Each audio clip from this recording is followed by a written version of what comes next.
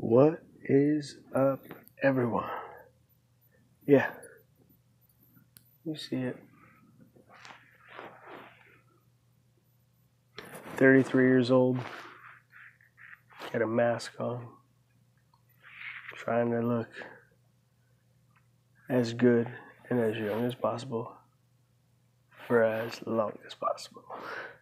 Now, honestly, I have the mask on because I really just genuinely like good skin, exfoliated, look good. I don't want to run around with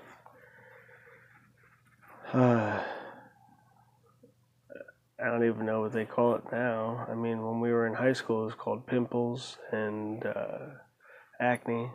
I guess when you are a baby, they call it baby acne. When you get older, they call it acne. When you get older, do they call it older acne? Or do they just call it acne still? Don't know. Don't care.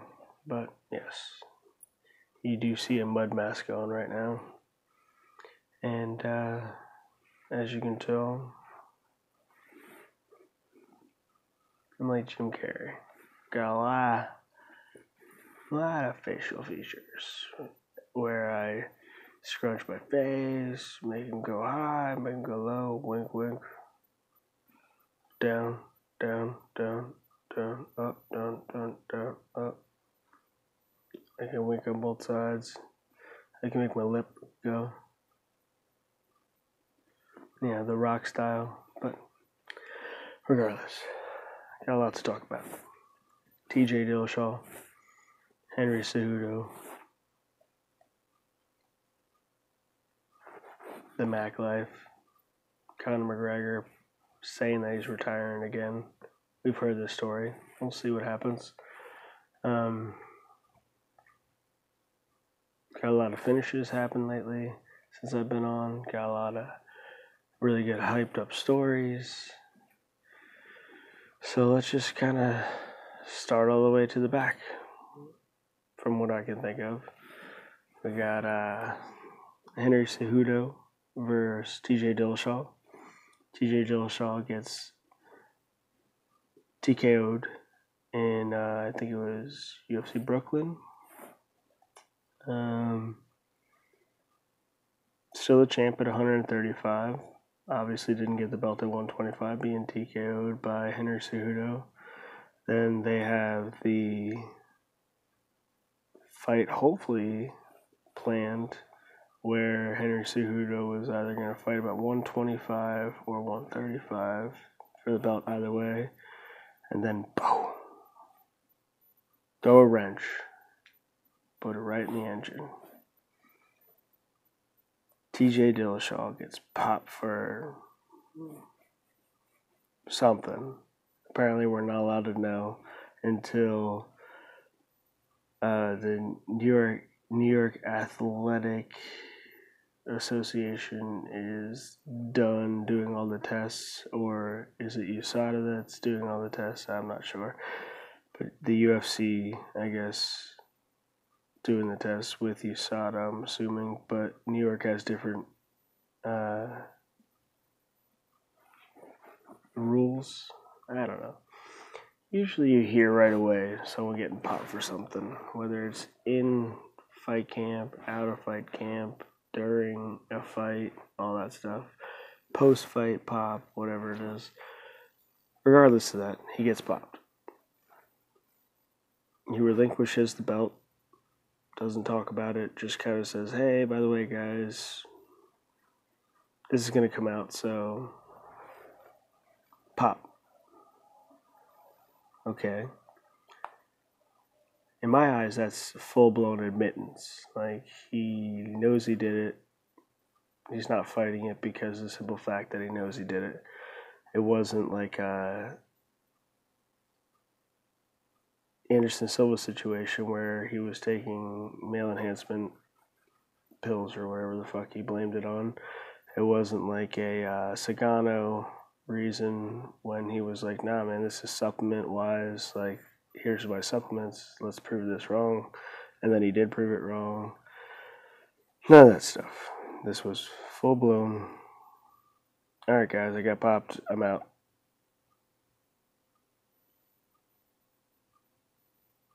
So you know you were doing something.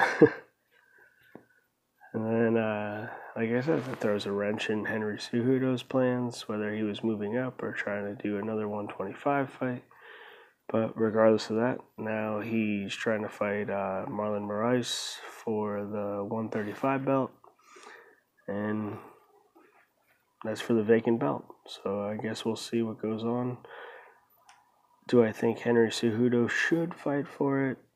Not necessarily. Yes, he did beat TJ Dillashaw, but then again, he beat TJ Dillashaw at 125, where he was fully drawn out. He was, tired. His body was breaking down on him, and that's what happens when you're 145 pounds. Usually walks around at 155, 160, then drops to 135, then drops to 125. I mean, say he walks around at 160. I mean, to 125, that's already, 30 pounds. That's a lot of weight to cut, regardless of what size you are, what age you are. 30 pounds is a lot of muscle or a lot of water weight to blast down, and then what's his name? Dominic Cruz. There we go. Dominic Cruz said it best. You bring all that weight down, and you start to pretty much dry out everything. So what do you do with everything that's surrounding your brain? You're drawing that out too. So what happens is there's not a lot to, I guess, absorb the punches or anything like that. So, I mean, he got clipped behind the ear. It wasn't a huge hit. I mean, I personally think Cody Garbrandt hit him at least 2 times harder than that. I mean, come on. Cody Garbrandt hits like a truck. I know he's on a downslope right now, but the dude hits like a truck. He hit him and he dropped him, but still hung in there. Henry Cejudo hits him, barely behind the ear, and he already faints and drops. And do I think it was early? It was all right. I think Henry Cejudo would have kept on blasting him anyway, regardless of the time restraint and the judge stopping it. So, but I don't think he should be fighting for the 135-pound belt. I know that he beat TJ, but I don't think he should. He hasn't fought anybody else besides TJ, and I know TJ's the champ. I get it, but he hasn't kind of earned his stripes. If Marlon Moraes went down to 125, would he automatically get a shot at the champ? I don't think so. I think he'd have to go through like Sergio Pettis, Joseph Benavidez, big players, big names like that, in order to get a 100%, shot at the champ. So I think Henry Cejudo should have to do the same, unless they have an undisputed champ, which they do not. So I think it should be Marlon Moraes, him. I'm trying to think who else is. I mean, Marlon Moraes just kind of ran through the division, and he was just waiting for TJ. But I would have to go with the dude that just beat Garbrandt, which is what's his name? Is it Munoz? It's not Mark Munoz. It's but it's how.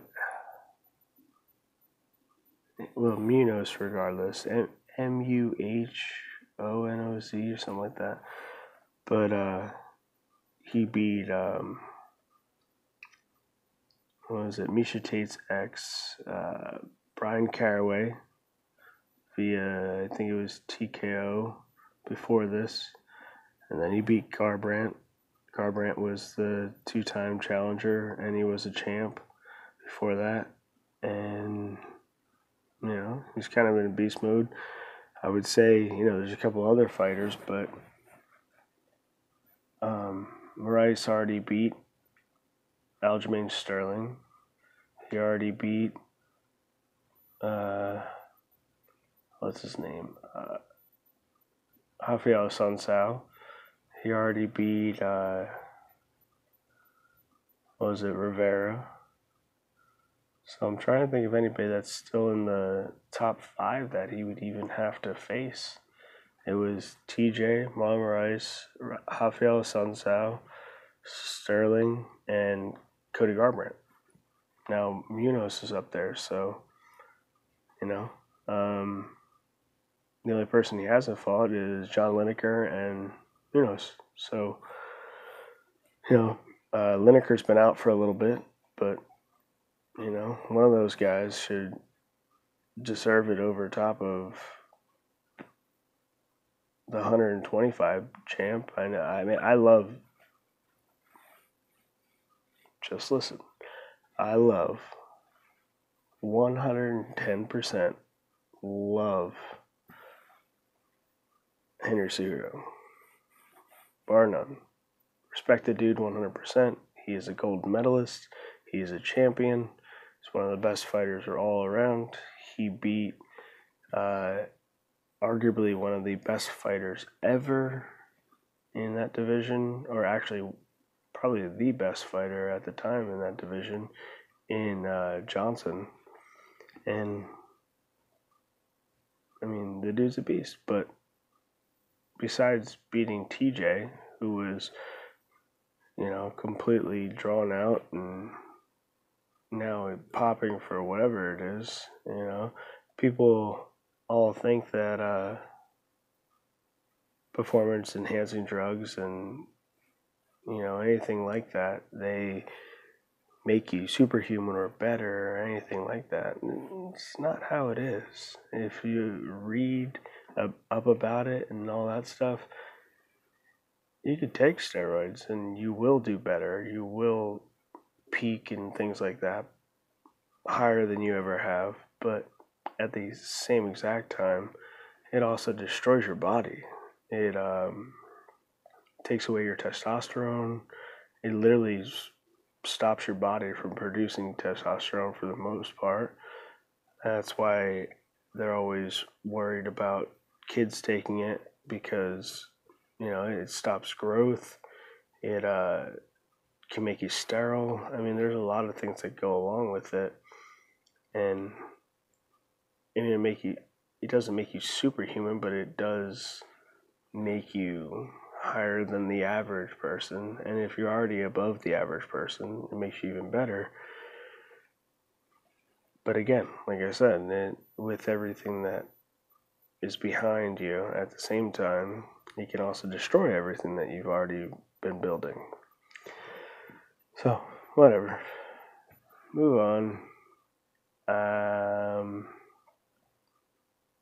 I could have swore at one point I thought Cowboy was fighting Mac. Thought McGregor accepted it. I thought Cowboy accepted it. And then I heard all these rumors that McGregor didn't want to be a co-main event. And then I saw him say that the only way that he would be a co-main event is because of blah, blah, blah. And so on and so forth. So, back to reality. McGregor retires 2 days ago. And now we have Cowboy fighting Al Iaquinta. It's going to be an amazing fight. Whether it's fists flying or going to the ground, it's going to be a fucking absolutely amazing fight. Excuse my language. And we have Gaethje fighting Edson Barbosa in Philadelphia. That's going to be an absolute barn burner. If I get tickets to that fight, oh Jesus Christ, I'd be all over it. Even if I was up in the stands, I would still go. I don't know how much tickets are, but I would still go watch the crap out of that fight. Then we got, what was it? John Bones Jones just beat up, what was it? Smith? Is it Smith? Anthony Smith?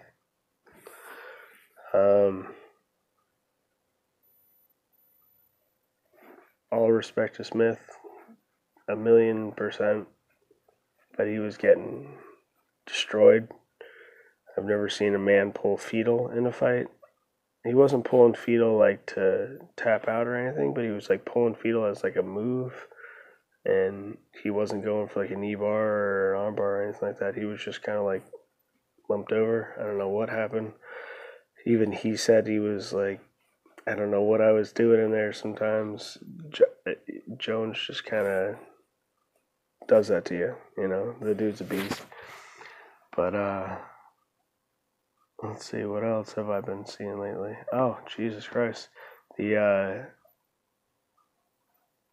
Superman punch on Wonder Boy from Pettis. Holy crap. Talking about the shot heard around the world. I called that too. I was talking to one of my buddies and I was like, it's gonna happen, man. I was like, I love Wonder Boy so much, and I know he's a beast, but I have a feeling that Anthony Pettis is gonna surprise the world and he's gonna knock him out. Probably late second round, early first round. And sure enough, man, off the fence, Superman punch. I won $100 on that bet, by the way. And that was, oh man.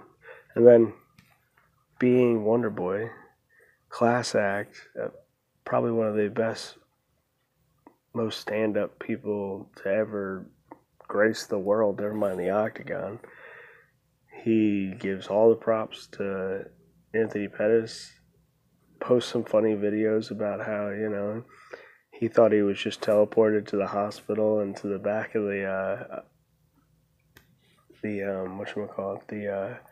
warm-up rooms and all that stuff, and he's just an amazing guy, period, end of sentence.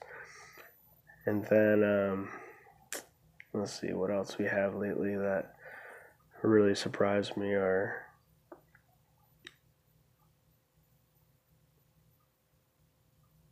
I don't even know.